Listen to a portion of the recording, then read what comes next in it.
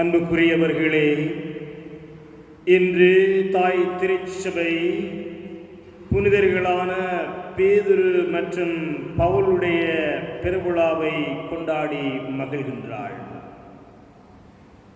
இந்த பேதுரு யார் என்று நாங்கள் கேட்டால், ஆண்டவர் இயேசு முதலாக அவரை தெரிவு செய்து அவரை தன்னுடைய திருத்தூதர் குழுவிற்கு தலைவராக நியமிக்கப்பட்ட மாபெரும் தலைவர்தான் பேதுரு. பேதுருடைய தனிப்பட்ட வாழ்க்கையை நாங்கள் எடுத்துக்கொண்டால்,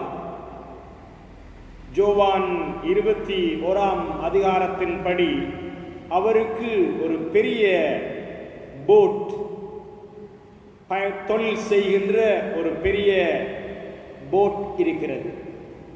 அதன்படியாக நாங்கள் அவரை பார்க்கின்றோம். அவர் வசதி படைத்த மனிதர். கலிலேயாவிலே, கப்பர்நகூமிலே அவர் வசதி படைத்த மனிதராக இருக்கின்றார். மேலும் நாங்கள் இன்று அவருடைய வீட்டினுடைய அடிச்சுவடுகளை காணலாம். புனித தேசத்திற்கு போனால் அது ஒரு பெரிய வீடு ஆக இருக்கின்றது.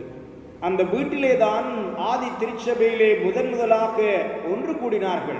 ஒன்று கூடக்கூடிய ஒரு பெரிய அளவான வீடாக இருக்கிறது. ஆகவே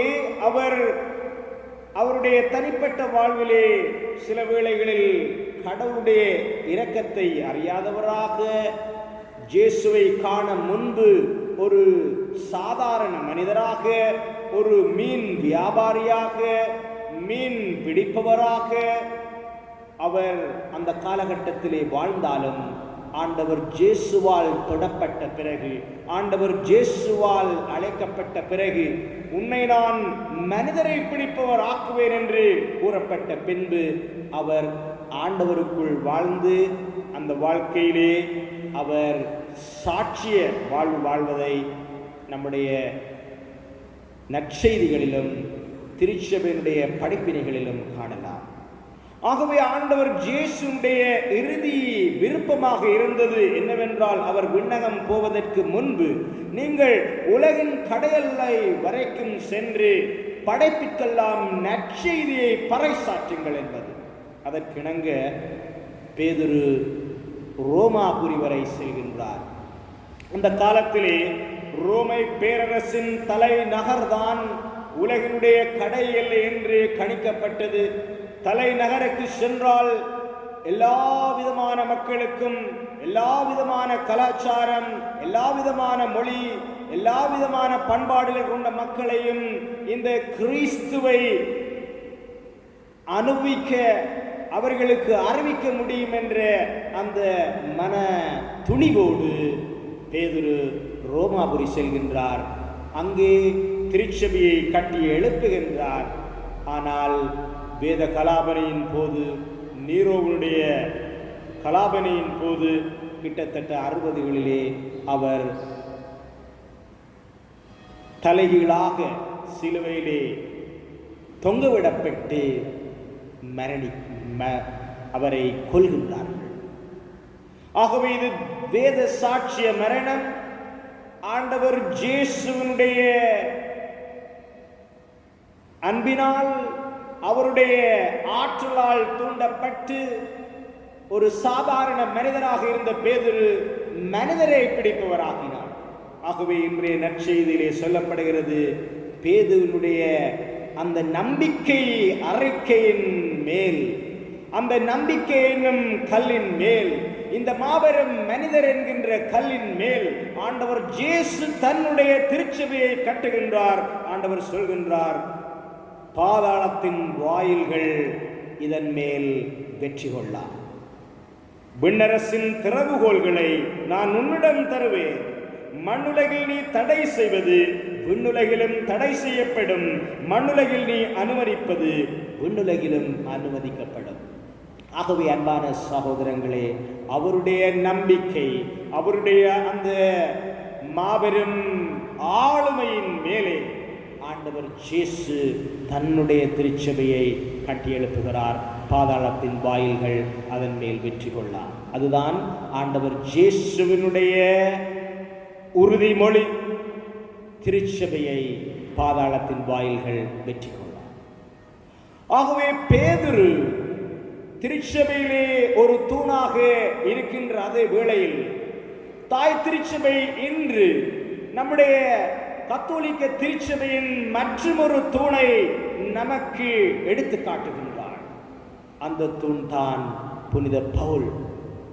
அவருடைய வாழ்க்கையை எடுத்துக்கொண்டால் அவர் ஒரு பெரிய குடும்பத்திலே பிறந்தவர். அவர் பாண்டித்தியம் பெற்றவர். அவர் மறைநூலை நன்கு கற்றவர். அவருக்கு கிரேக்க மொழி தெரியும், அவருக்கு அரபேய மொழி தெரியும், அவருக்கு மறைநூல் எழுதப்பட்ட எபிரேய மொழி தெரியும், அவருக்கு லத்தீன் மொழி தெரியும். இவ்வாறாக பல மொழி பாண்டித்தியம் பெற்றிருந்தவர். ஆரம்ப காலத்திலே திருச்சபைக்கு எதிராக சூழ்ச்சி செய்தவர். திருச்சபையிலே இருக்கும் கிறிஸ்தவர்களை அழித்தொழிக்க வேண்டும் என்று கங்கணம் கட்டியவர். அவர் தமஸ்கு நகருக்கு குருக்களுடைய அனுமதி பெற்று கிறிஸ்தவர்களை அழித்தொழிக்க வேண்டும் என்று சென்ற வேளையிலே ஆண்டவர் இயேசு அவரை குதிரையின் மேலிருந்து விழுத்துகிறார். அதுதான் அவருடைய மனமாற்ற அனுபவம். ஆகவே அன்புக்குரிய சகோதரங்களே, குதிரையில் இருந்து விழுந்த மனிதர், அவருடைய காதுகளிலே குரல் ஒன்று கேட்கின்றது, பவுலே, நீ ஏன் என்னை துன்புறுத்துகிறாய்? அவருடைய முதல் பெயர் சவுல். ஆகவே ஆண்டவர் இயேசு அந்த அழைப்பின் பின்புதான் அவர் பவுலாக மாறுகிறார்.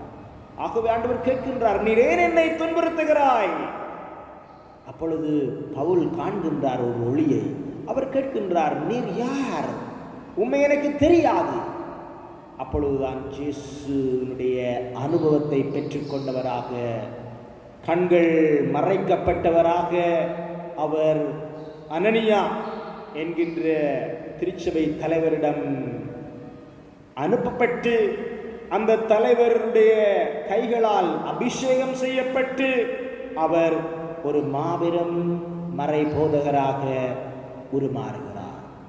கிறிஸ்தவர்களை அழித்து ஒழிக்க வேண்டும் என்று கங்கணம் கட்டி திரிந்த பவுல் கிறிஸ்தவனாக, கிறிஸ்துவை பறைசாற்றுபவனாக, கிறிஸ்துவை பற்றி எழுதுபவராக, கிறிஸ்தவ குழுமங்களை திருச்சபையை பல ஊர்களிலே அமைப்பவராக ஆண்டவர் இயேசு அவரை மாற்றம் செய்கின்றார். ஆகவே அன்பான சகோதரங்களே, அவர் பல பயணங்களை மேற்கொள்கின்றார். இறுதியாக அவரை சிறைப்பிடிக்கிறார்கள். அவர் விரும்புகிறார், நானும் ரோமாபுரி செல்ல வேண்டும். ஏனென்றால் அவர் ரோமை குடிமகனாக இருந்தார். நான் ரோமாபுரி செல்ல வேண்டும் என்று சென்றவர் ரோமிலே அவரும் சென்று அங்கிருந்த திருச்சபையை பலப்படுத்தி பல்வேறு விதமாக பல அரும்பெரும் காரியங்கள் செய்து கொண்டிருந்த வேளையிலே அவரும் இந்த வேத கலாபனையின் போது அவரை சிரச்சேதம் செய்து கொன்றார்கள். ஆகவே ரோமை நகருக்கு வெளியிலே அவருக்கு ஒப்புக் கொடுக்கப்பட்ட ஒரு மாபெரும் பேராலயம் இருக்கிறது. அதன் அருகாமையிலே அவரை கொன்ற இடம் இருக்கிறது. ஆகவே சில திருச்சபையில் பழைய கதைகள் இருக்கின்றன.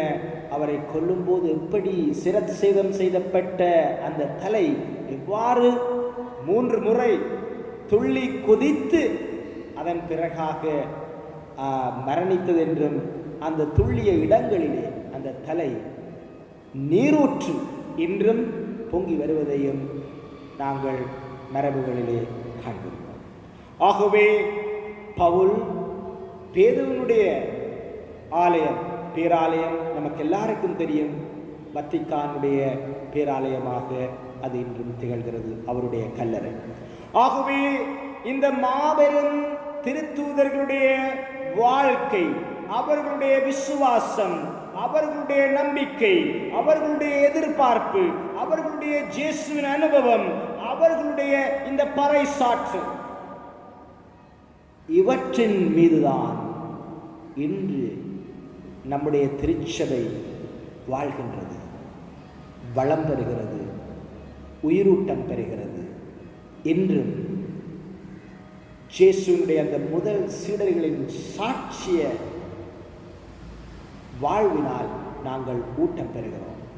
ஆகவே அவர்கள் எவ்வாறு இயேசுவுக்கு தங்களையே அர்ப்பணித்தார்களோ, தங்களுடைய கனவுகளை எல்லாம் தொலைத்துவிட்டு ஆண்டவர் இயேசுவினுடைய கனவை நனவாக்க புறப்பட்டார்களோ, அதே போல இன்று நானும் நீங்களும் ஆண்டவர் இயேசுவினுடைய கனவை நனவாக்க அழைக்கப்படுகிறோம்.